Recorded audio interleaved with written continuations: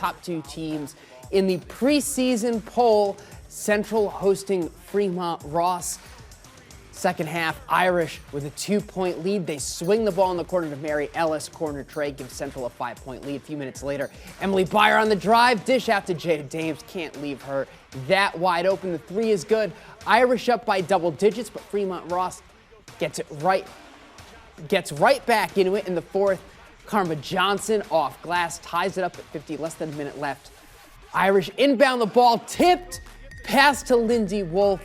Easy lay-in for the score, tied back up at 55, but back down the other way. The Irish staying hot from downtown. Cornelia Clay, that's the dagger. Central Catholic holds on down the stretch. They get the dub 62-58. Clay leads the way with 19 points. Well, we had a rocky first half. The message was really we need to play better defense and rebound. We were giving terrible offense and defensive rebounds out, so we got to box out and check out and get the rebounds. It's make us know we gotta have a chip on our shoulder. We got people coming after us, so we know we got to play our game and keep going with the wins. Brad Woznicki and Brandon Bosch break it down. Well, a matchup of the preseason 1 and 2 in the Three Rivers Athletic Conference. And for Central Catholic coming in here as the defending champs, they know they've got that target on their back. Fremont Ross has been building towards being one of the top teams in the track.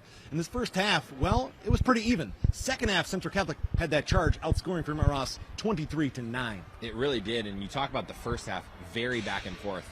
It felt like maybe even Fremont Ross should have had a little bit more of an advantage than they did going into halftime, but the charge out of halftime from Central Catholic, oh my, they were able to put a run together. They extended the lead. They got it all the way up to double digits, but then what did Fremont Ross do? They answered, and that's what two teams do that are vying for a track title this year. Yeah, with 6:35 remaining, Central Catholic had a 10-point advantage. To see that erased about 2 minutes later on the game clock, and you saw Holmes, Robinson, and Johnson combine for 53 of the 58 Little Giants points. Yeah, and if you look back at this, if you're Fremont Ross, you see a lot of missed opportunities, and really they came from the free throw line, but quite frankly, they did everything they possibly could. You give a ton of credit to them, clawing their way back into this game, down 10, able to score off that double tech, the free throws that they were able to get, the extra possessions that they were able to have. You give a ton of credit to Juan Vela and his squad to fight their way back into this game. But Coach Haney's squad, they solidified their position at the top of the league, at least for the first time here in the track. Going to be very interesting for matchup number 2.